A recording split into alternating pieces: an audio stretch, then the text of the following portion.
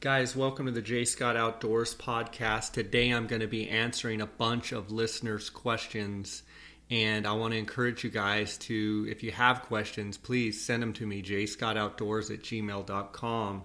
I want to let you know this podcast is title sponsor is GoHunt.com Insider, and want to remind you that they just launched Oregon. They're going to have all of the draw odds for Oregon for this May application deadline. Also, GoHunt.com is currently working on year-over-year draw odds and statistics. So you'll be able to compare from prior years and see where the trends are going. And also let you know that they're going to have the guided draw portion for New Mexico and Nevada, and the odds for Arizona. If you remember, they did not have the Arizona draw odds because Arizona changed their non-resident quotas from 10% of the tags go to the non-residents to with the most bonus points to 5% go to the people with the most, or the non-residents with the most bonus points, and then 5% completely random. Well, for this February draw for elk and antelope, they are going to have all the actual statistics. So I want to encourage you guys to sign up for GoHunt.com. And if you do that, go to GoHunt.com/JScott, and it will take you to a page where you can join the Insider and get a $50 KUIU gift card by using the JScott promo code. Just go on GoHunt.com/Insider, click on the blue Join Now button, and use the JScott promo code, and that will get you a $50 KUIU gift card.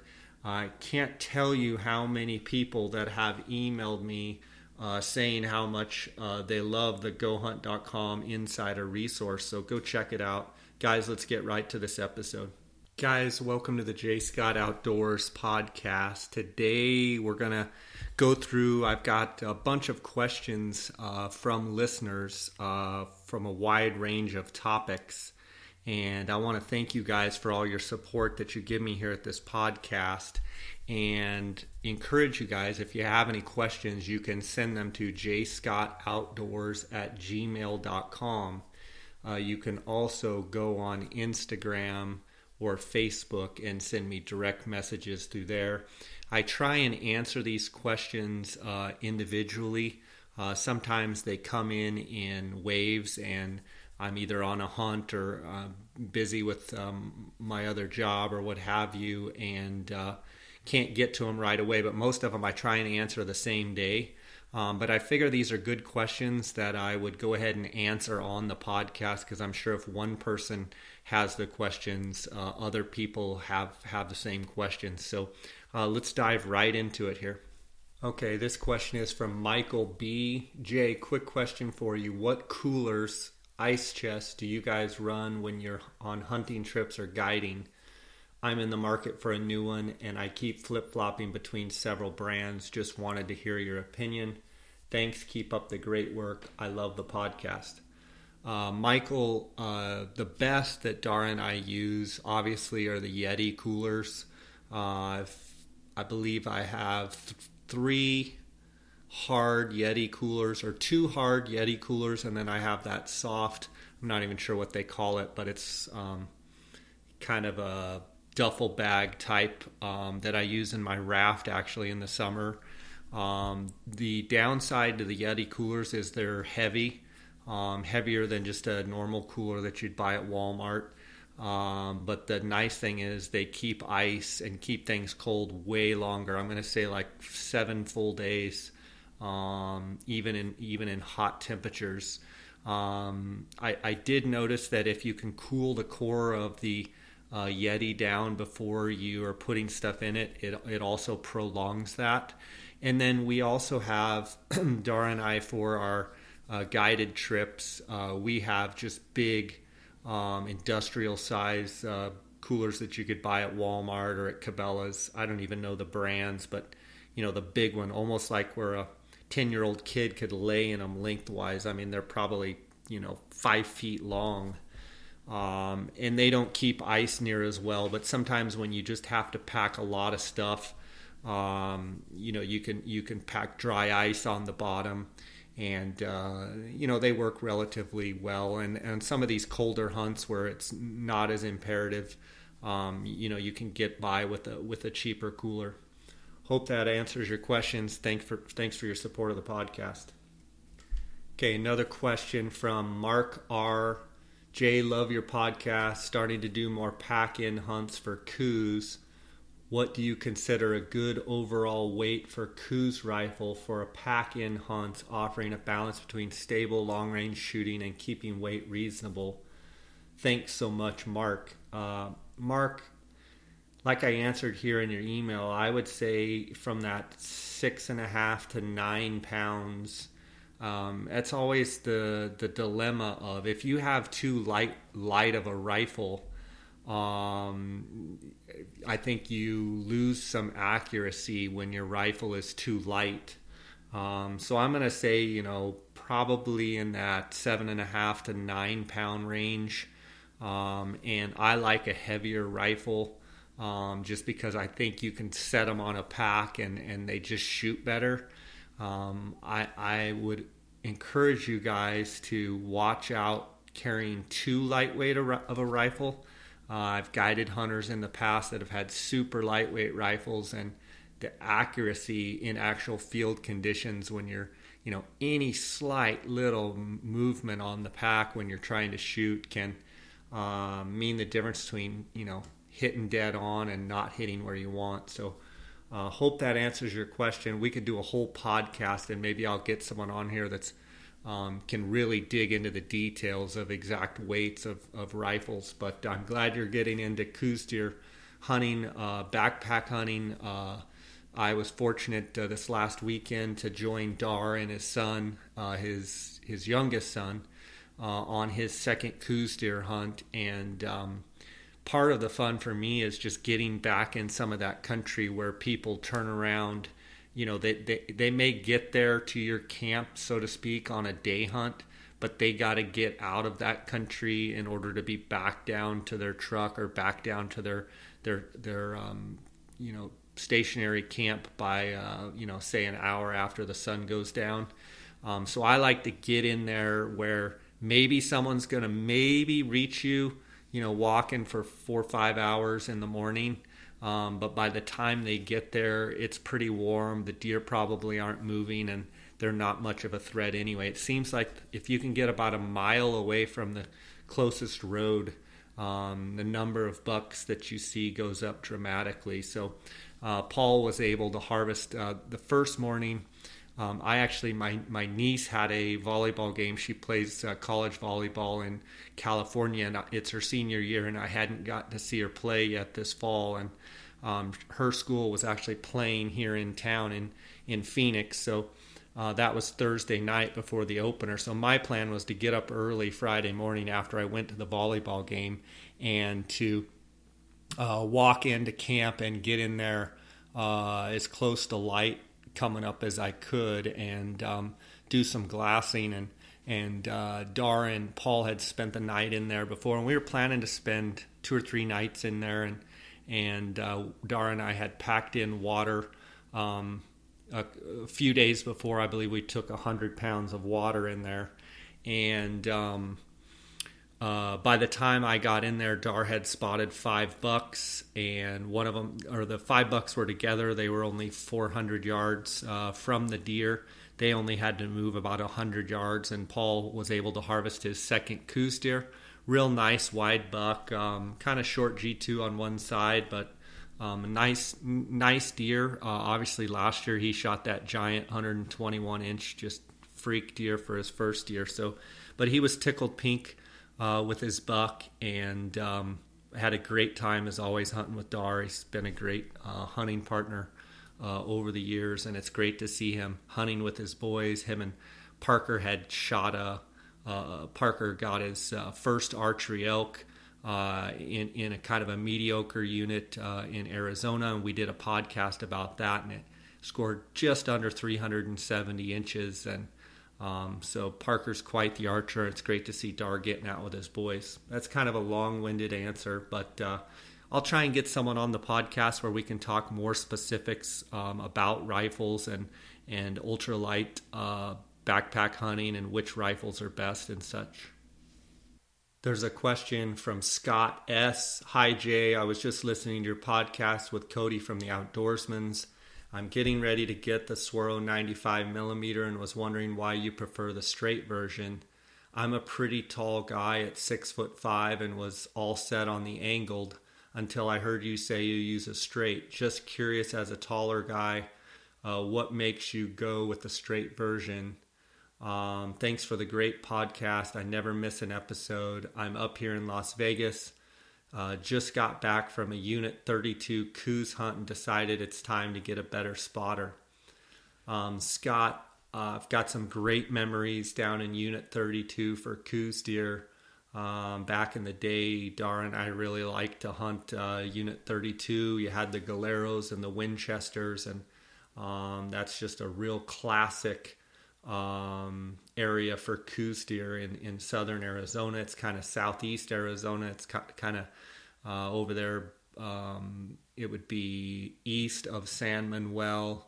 Some incredible places over there like Redfield Canyon and Sombrero Butte and the Rug Hill Road and Parsons Grove and all that stuff over there by Rattlesnake Canyon and Deer Creek and China Peak and just classic coos deer country.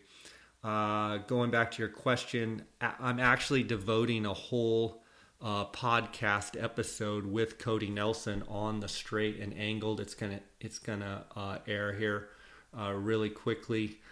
We have a real nice discussion on this, but in short, two reasons.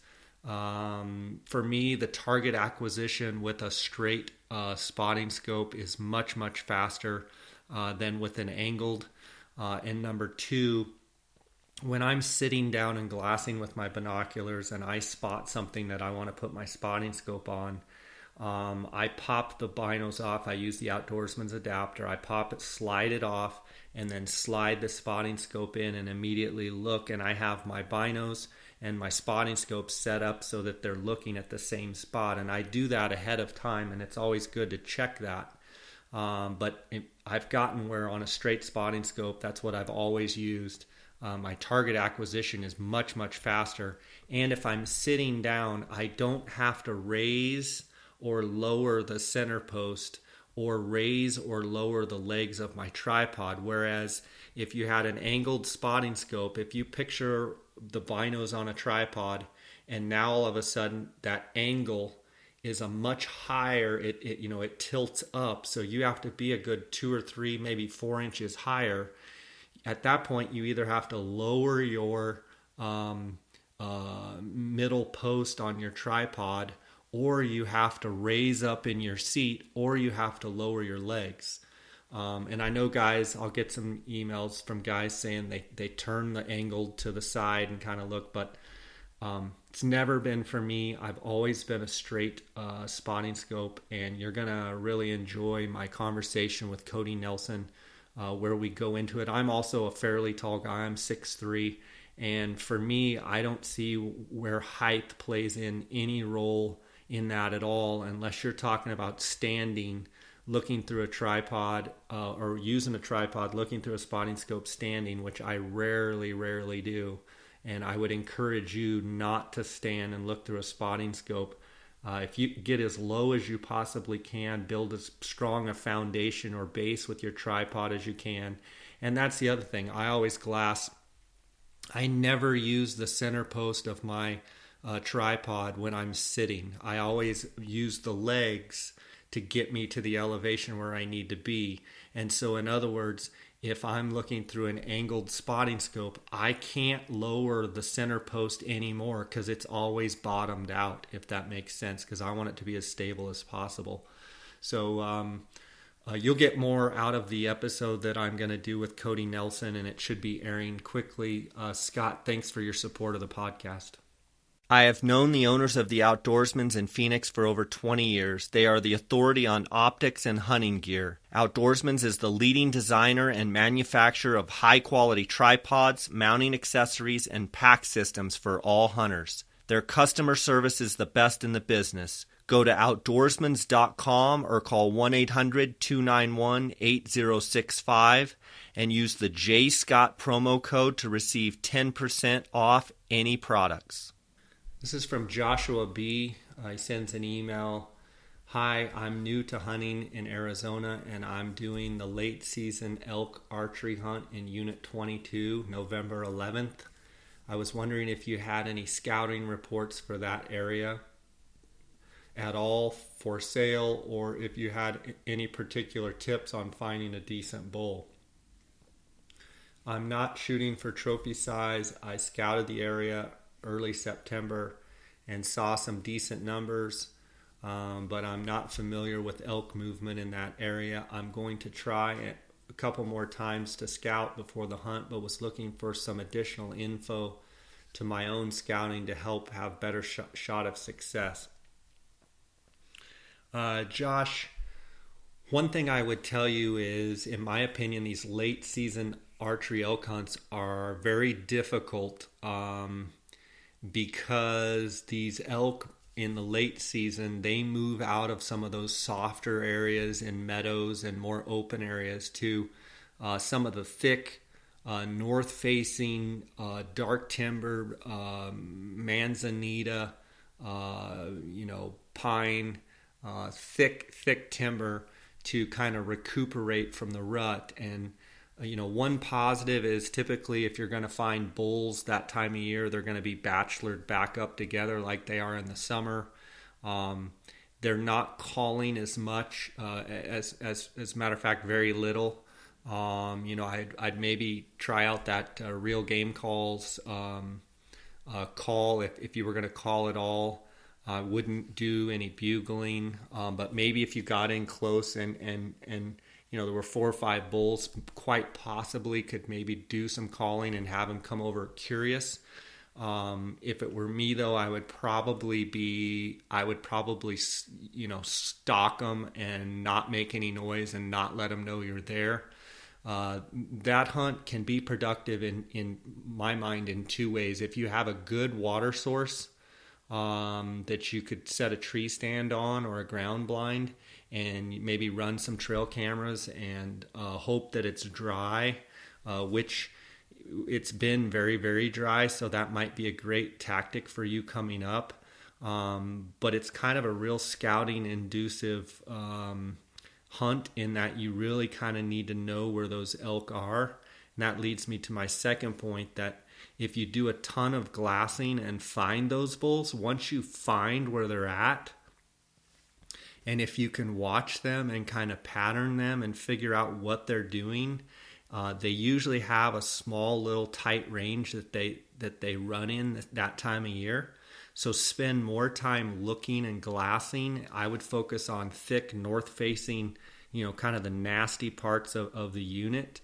Not out in the open, not close to roads. I'd search for those manzanita and kind of mahogany, thick hillsides. Once you kind of figure them out, I probably would try and glass them in the morning, watch them go into their cover, and then make plays on them in the evening. And it always helps if you could have a spotter. And it always helps if you're not opposed to it, if you could have communication with your spotter. So specifically on spots, as long as you go in those rougher areas, go where it's kind of hard to get to, I think you'll find elk. And as long as you can glass, I think you'll find elk, and look, put the sun in your face in the afternoon, and they'll be in those, picture anywhere where there's shade, and that's probably where those elk will be. Also, it can be deadly if you know where a spring or any type of water source, and it's hot and dry. Even a water hole, but I would specifically maybe more like a spring, or just small little pockets of water. that have easy access, or not easy because nothing's easy, but quicker access to that thicker country. They're going to move as little as they possibly can this time of year. Josh, thanks for your question. Hope that helps. David W. Hi, Jay. I'm a California hunter and huge fan of your podcast. I'm actually listening to episode 200 with Dwayne Adams right now. Man, what a great informative episode. I have some questions about hunting in southern Arizona and hope you can answer them. After about 20 years of hunting here in California, I decided to venture down to southern Arizona last January for the Archery OTC deer hunt. I immediately fell in love with the place. I saw more deer in those 5 days than I've ever seen in my whole life in California.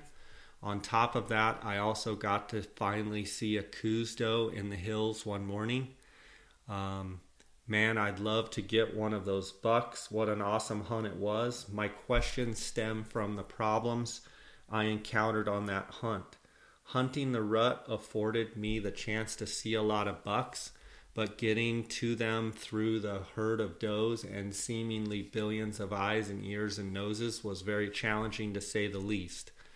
I ended up eating my tag, but I'm hoping to score this coming January. I was in units 36A, B, and C last year, and I plan to focus on 36C this year. Do you have any tips that would help me eat some Arizona venison instead of a non-resident tag this year?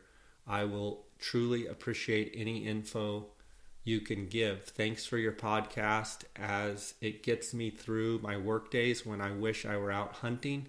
Also, thanks for the promo codes for your affiliate sponsors.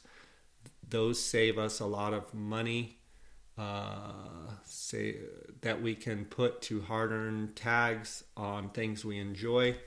Please keep up the good work, and if you're ever in the Central Valley of California and want to go get a hog, feel free to holler. That's Dave W. Dave, thanks for the question. To the hogs, that sounds like fun. I've got family that live in California too, and I've turkey hunted over there quite a bit and see those hogs, and never really hunted them, but it would be fun someday to do that.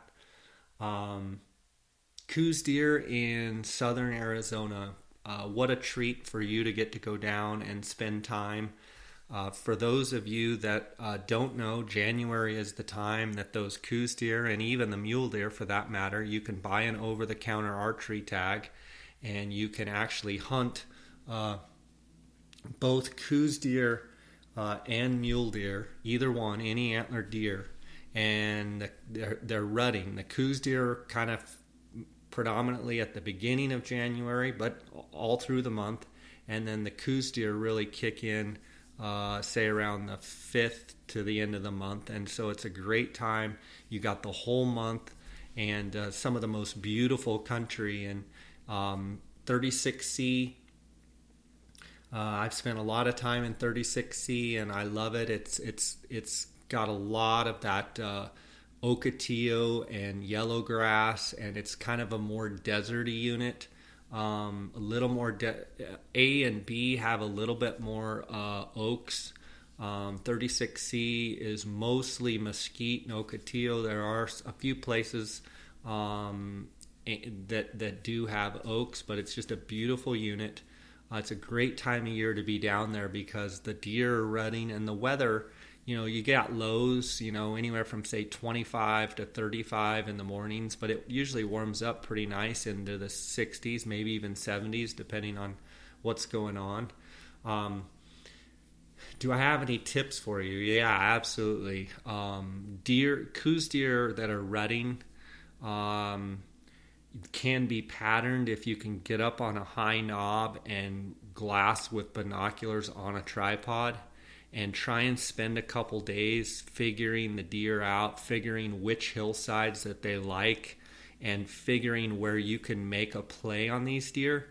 I'm not going to say that a buck is particularly going to stay with those does for a couple days, but certainly if you can kind of find where the pockets of deer are and then kind of focus on where you need to be, maybe saddles or places where the deer are constantly crossing back and forth. As well as if you have a buddy and you have a spotter, whether you're going to use radios and he can direct you and tell you what the deer are doing, or hand signals. And if you're by yourself, that's where I think you need to glass for a few days, figure it out, and then go over and try and put yourself with the wind, in your favor and be at the right place at the right time. Spot and stock coos deer hunting during the rut can be very exciting because you can actually get pretty close to those deer. I used this elk season. I've got no affiliation with this company, but I really like. It's called Sneak Tech, and these Sneak Tech, they're like a bear's feet or like the old Carlton safari stalkers. But they've got like 1 inch non-memory foam, and then they have like a Berber like layer. You just go to I think it's sneaktech.com, and you'll see what I'm talking about. I think they're like $40, 35 or $40, and they actually come with two. It's kind of hard to explain, but a Berber cover that muffles your sound. And if for whatever reason you wore out the Berber cover underneath, it's kind of a leather. And I used them all elk season, and they're the best sneaky feet that I've ever been able to use. I would not go down over-the-counter archery coos deer hunting in southern Arizona or anywhere for that matter without them. I felt like I was able to sneak up much closer to things, and you can't even hear your own self walking. And in that desert terrain in 36C, if you're wearing boots, those deer can hear you crunch, crunch, crunch, and they know the difference between a human walking and they know the difference between a deer walking. So that would be my first suggestion. Second suggestion, like I said, would be sitting up on high points and trying to figure those deer out. And then I would potentially try some calling. I would try some rattling. I would try getting maybe an estrus can and tilting it over, and it kind of goes wah. It's kind of got Primos. I think there's several companies that make them. I would try some aggressive rattling, but I would make sure that you're downwind of the deer, because just like any animal, they're going to try and get the wind in their favor before they come to you. But I've had several friends that have had success rattling deer in. So maybe and even buck grunting, but rattling and grunting, I think would be something that you could try. And it's tough when they're rutting because they're moving around like crazy, but I would use the fact that they are moving around to your advantage. So I would rather be spot and stock on a deer that they're moving and rutting and there's a little chaos within the group, rather than trying to sneak up on them, say in October when they're dead still quiet and they're bedded, and they're listening at every turn of every little noise, every time you take a step, they're listening, and very hard to sneak up on. I would be very patient, and I would try and spot the deer and then just keep inching my way closer.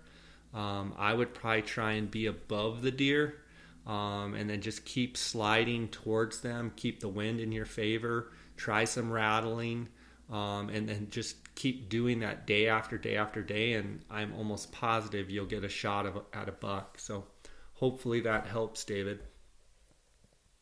Thanks for supporting my podcast.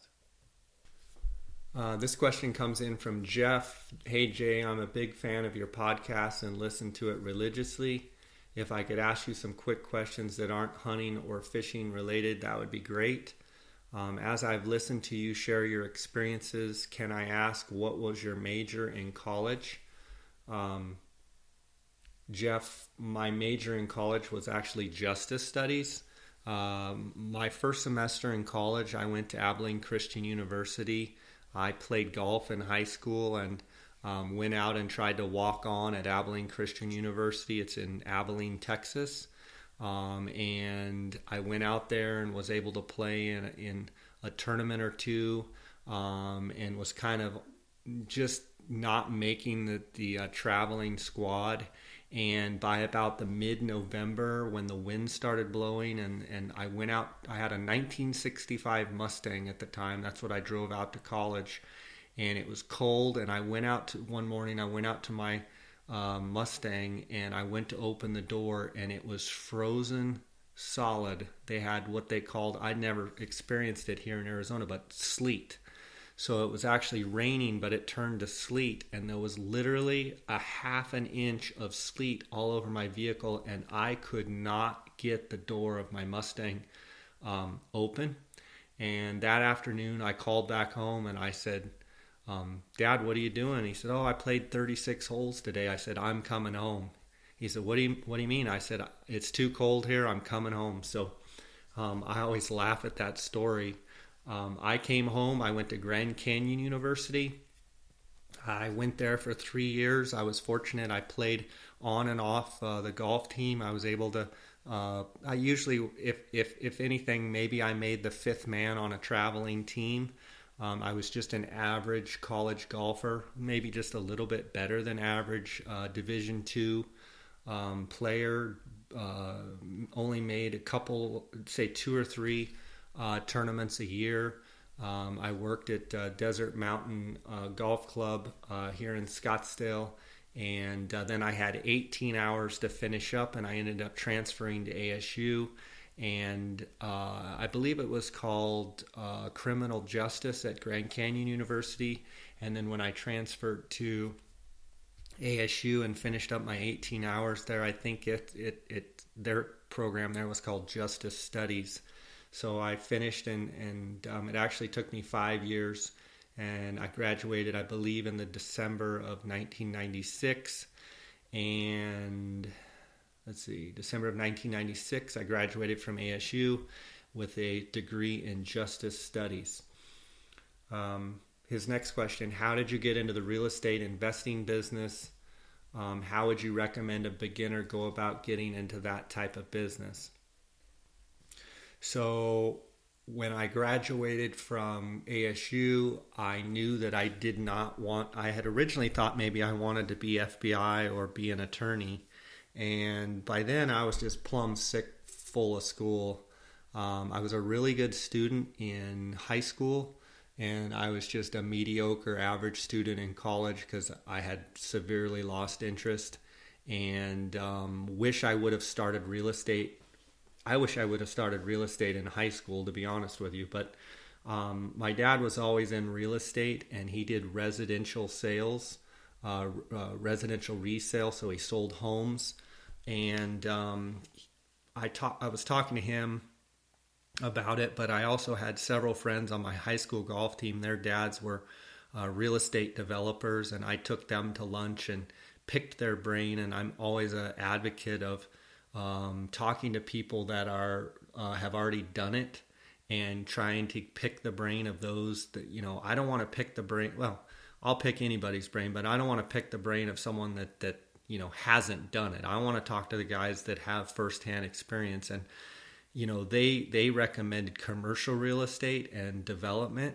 And so I decided to go to get my real estate license, which I did. And I got my real estate license, and I started selling residential vacant land kind of in northeast Phoenix.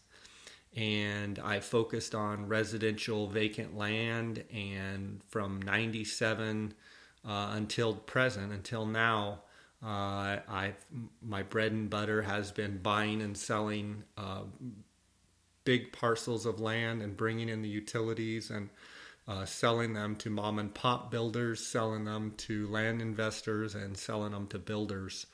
So that kind of, let's see, how would you recommend a beginner to go into the business? Real estate, in my mind, is like anything else. It's how much you put in and how bad you want it. I started. I put myself through college, and I drove $1,000. well, I bought my first 1965 Mustang before I was 16 with working at the golf course. I worked at Scottsdale Country Club on Scottsdale and Shea, and I worked there before when I was 14 and 15, and I saved up $5,500 to buy a 1965 Mustang, and I drove that through most of my college years. And then I bought from the I noticed I had a friend that was saying the California Department of Transportation was selling some Ford Rangers over in California in the San Francisco area, and I bought one sight unseen. It had 125 or 30,000 miles on it. It was a stick shift. It was a bench seat. I paid $1,000 for it. I bought a plane ticket to San Francisco, flew over there, and drove it back home. It was, I believe, a 4-cylinder bench seat Ranger truck, and I paid $1,000 for it. And I don't know what that has to do with. Oh, my point is, I started with nothing. I had no money. I put myself through school, working, had no money. I always worked at the golf course. Actually in high school, I kind of had, compared to a lot of other kids, I had money because I always worked. I worked in the summer. I worked all throughout the school year. My senior year, I got out of school at 11:30. I worked most days from 1 o'clock till dark at the golf course, and I worked on the weekend. So for a high school kid, I actually had money in my pocket, and I bought my own vehicle, and I pride myself on putting myself through school and all of that. I took kind of that same chip on my shoulder mentality into my real estate business, and I just decided that I was going to try and learn everything about the business. And I wanted to know more about my area that I was working in than anybody else. And so I worked really hard to know everything. Listings that weren't mine, I would go walk them. Properties that would close, I had nothing to do with, I would go walk them. I would go talk to the well drillers. I would go talk to the utility guys, the guys digging trenches. I wanted to know more about that area than anyone. And over time, that led to me finally getting a listing and getting the property sold. And then time kept going on, and I started seeing properties, seeing guys buy properties that were undervalued. And I was able to watch what they were doing, and it figured out I didn't have any money, but I knew the properties, what I thought, better than them. And so I took my swing at one of my first deals. I didn't have any money. I actually had to borrow the money to close the deal, and made, I think, $14,000 on my first deal, where I was a principal plus a commission. And I was off and running, and I thought I was rich at that point. I was just a punk kid, didn't know anything.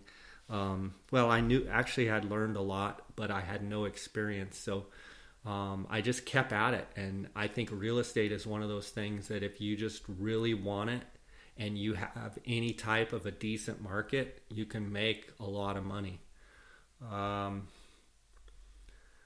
He says, I only ask this because it seems to me that if someone were to do what you do in real estate, then they would be able to hunt and fish and guide as much as you do.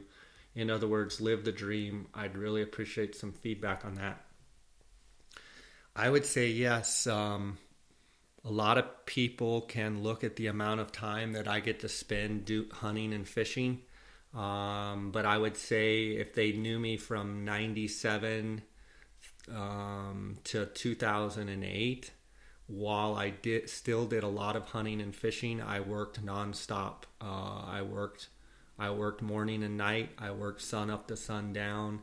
I worked hard and I played hard. I still hunted. I still fished. But I worked that hard because I wanted to be successful, and I wanted to be able to afford to do some of the things that I get to enjoy now. And I literally started with no money. Zero. I had, shining golf clubs, cleaning golf clubs money, and that's how I started. So I always tell people that, real estate or any type of business that you can make your own, that you're passionate about, that you can put in your time. I recommend, though, if you're going to do something, you might as well pick some sort of industry or some sort of job that if you really do well, that there's an upside. I always encourage people to follow their passion, but why not follow a passion that has the opportunity that if you can have a few good years that you can really get ahead. So any type of sales or any type of owning your own business, I'm a firm believer in, having skin in the game. My grandpa used to always tell me that I wouldn't learn anything until it was my own money, and I couldn't agree more that you have to have your own skin in the game. And I took it upon myself that it was not going to fail, and I wasn't going to take no for an answer. And sure, I had bumps in the road and I had hurdles, but that made the passion burn even deeper. And I would highly recommend to those out there that are young, find something that you want to do, but find something that if you do well and you do your job, that there's a potential that you're going to make some good licks and can come out on top and make some good money. I always hate to see young guys that have so much talent, young guys and gals, pick something that they're passionate about, but there's really no upside. So, I just, that's some advice I can give. Pick something that if it goes well, that there's a chance you can come out on top. Hope that answers your question. Jeff, I really appreciate your support of my podcast. PhoneScope is a company that makes custom-molded, precisely engineered smartphone digiscoping adapters. Photographing wildlife has never been easier. It is simple to text photos and videos from your smartphone and share them with your friends. PhoneScope stands behind their product with a 100% money-back guarantee. Get yours now by using the JScott16 promo code and receive 10% discount on all purchases. Check them out at PhoneScope. That's PhoneSkope.com or on Instagram at PhoneScope. Real game calls featuring the elk reel.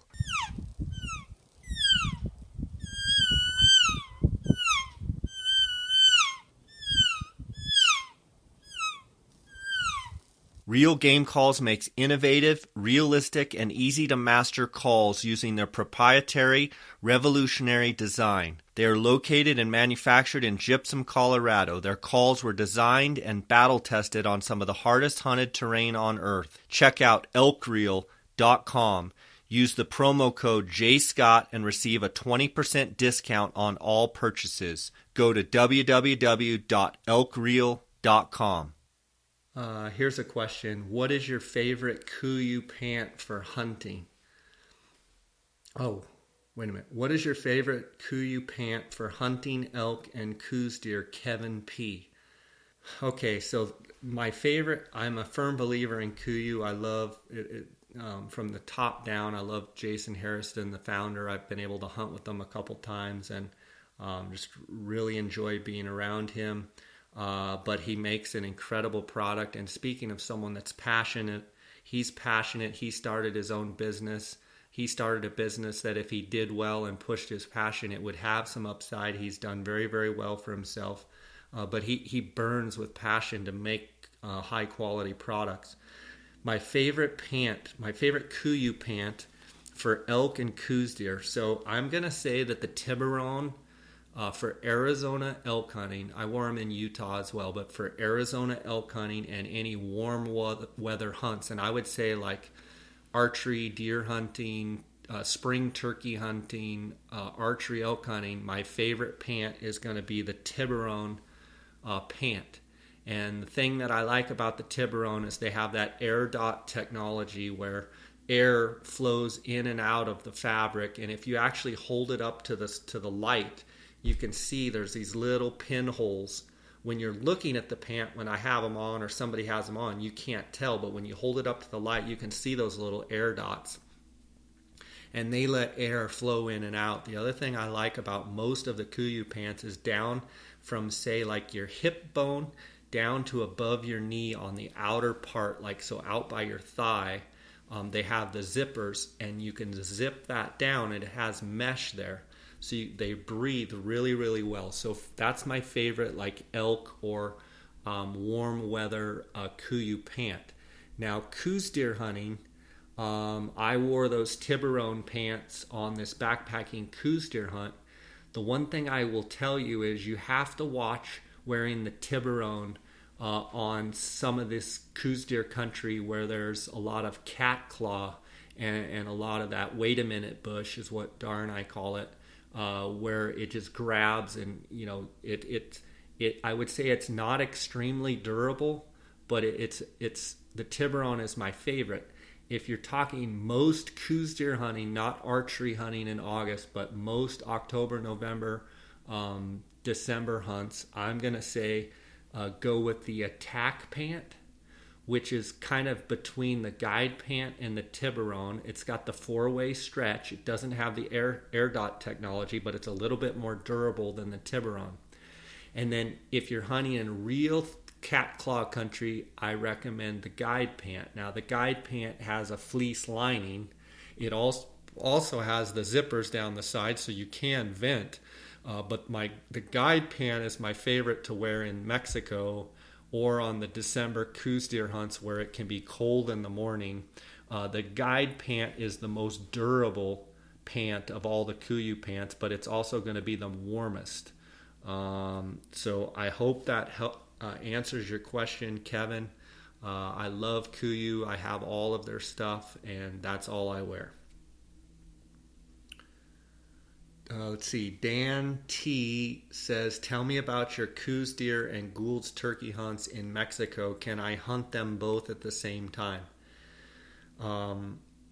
Dan, no, you can't hunt Coues deer and Gould's turkey at the same time. The Coues deer hunts, the season in Mexico primarily runs from mid-November to I think the first week in February. Most of the hunting that we do down there is in January. We try and focus our hunts around the rut. I've been going down since 1999, I believe, and I've never missed a year. And it's absolutely one of my favorite hunts of the year, Coues deer rutting down in Mexico.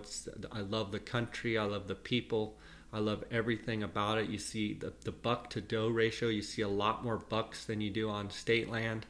I also love the fact that these ranches you go and you lock the gate and you're the only hunters there. So you don't have to deal with some of the combat hunting or combat bow hunting or just combat rifle hunting that you do on public land. And I think sometimes that's refreshing just to go down and be able to hunt the deer on their own turf and see a lot of bucks, and it's just a real enjoyable time. You can send me an email if you have interest to know more about the hunts as far as price at jscottoutdoors@gmail.com. Typically, our guided hunts, we do typically two 5-person. So we do 10 hunters total, 5 per trip. We do those hunts. We do 7-day hunts. A lot of the outfitters do 5-day hunts. We do 2 7-day hunts. We have a travel day on each side, so it's 9 total days. Half-day travel on the front end, 7 full days, and then a half-day travel on the back end. It's just it's a hunt that I hope I never have to give up. I love hunting Coues deer in Mexico. You can go on our website, Colburn and Scott Outfitters .com, and on the right-hand column, there's a place there for Mexico Coues deer hunts, and I believe we have photos going back 4, 5, 6 years, photos, videos of the hunt. You can get a real good feel for it. The Gould's turkey hunts, some of those hunts take place on some of those same very ranches we hunt Coues deer. I forgot to say the Coues deer we hunt primarily mountain ranches. Most of the ranches we hunt are within a couple hours of the Arizona border. The biggest Coues deer I've ever killed personally was way down south by Hermosillo on a flats ranch, where typically you have a lot lower density and you hunt those. I think they're 2 totally different deer. I think biologically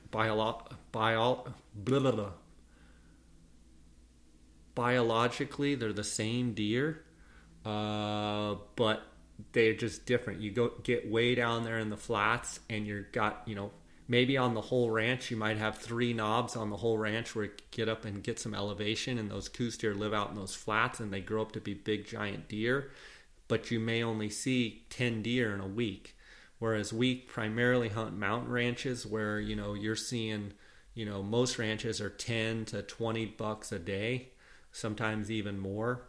And there's just something to me about glassing those yellow grass canyon country of kind of northern Sonora, and that's what darn I prefer to do. The Gould's Turkey, been doing Gould's Turkey, I think since been guiding down there since I think 2010.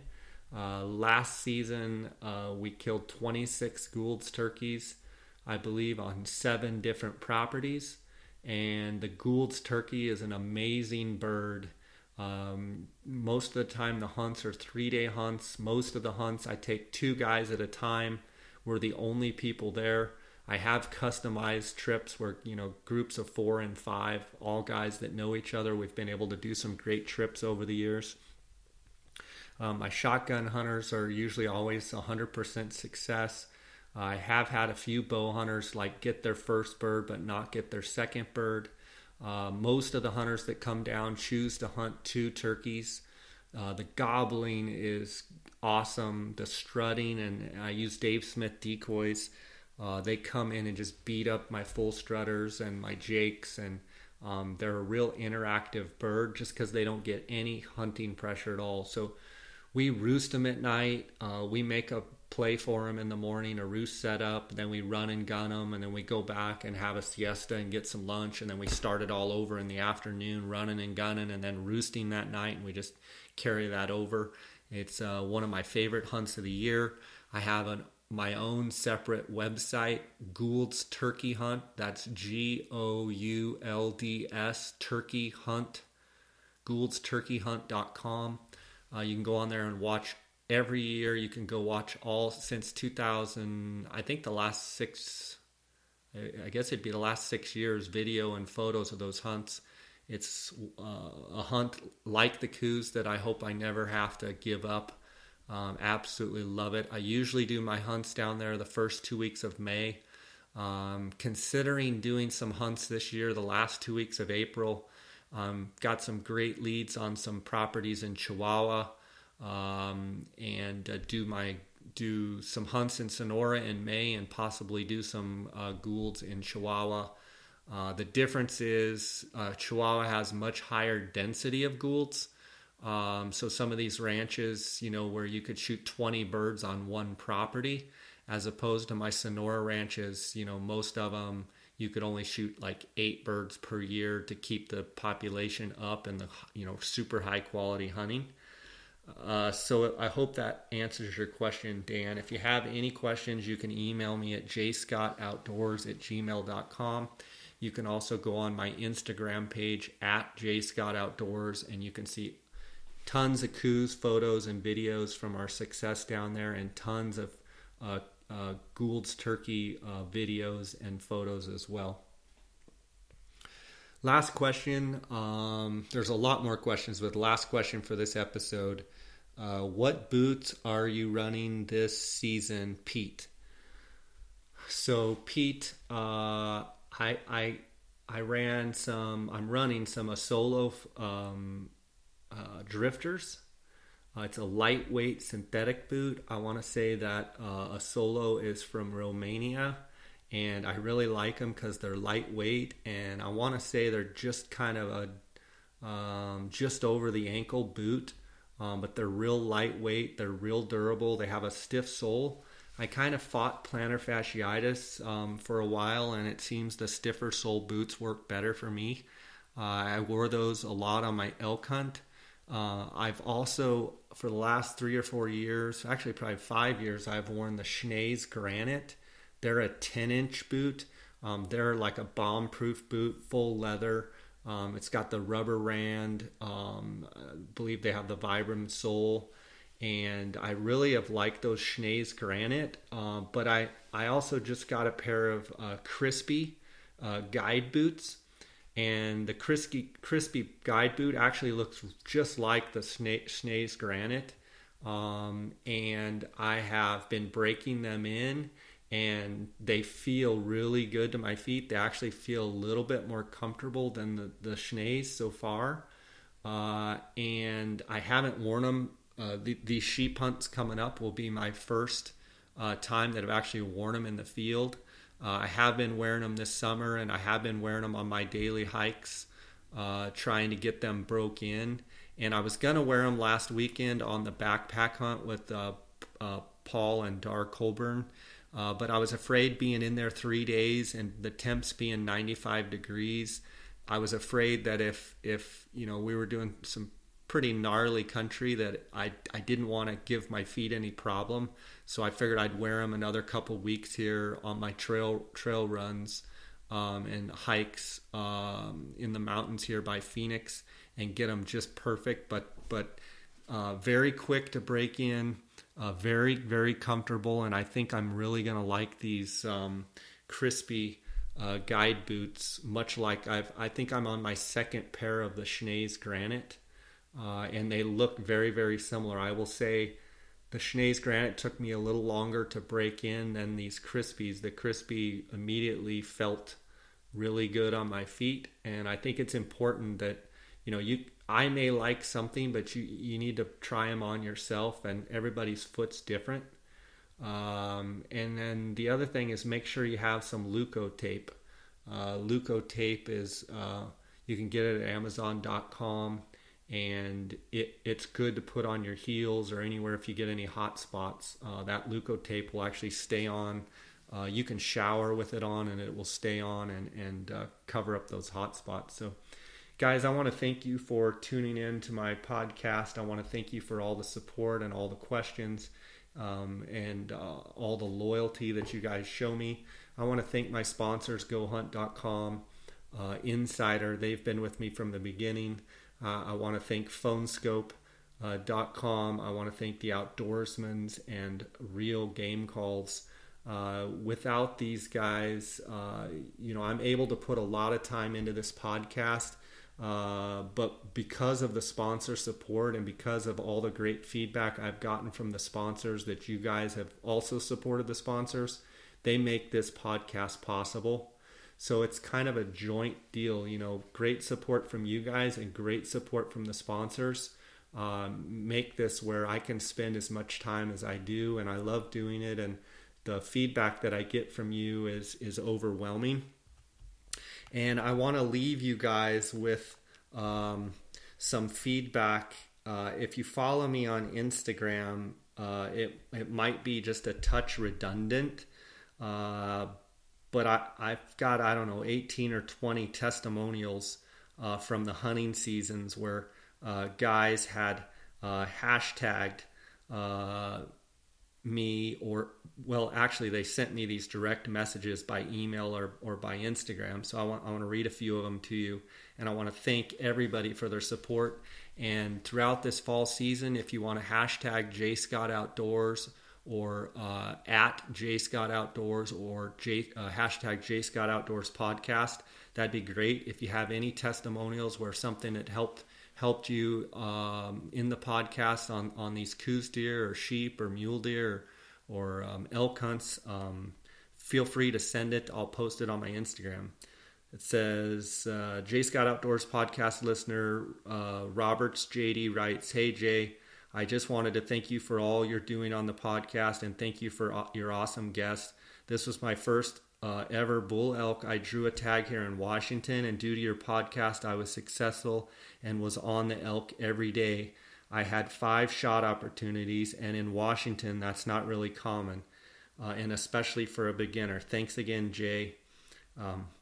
Way to go, JD. Congrats on your first archery elk.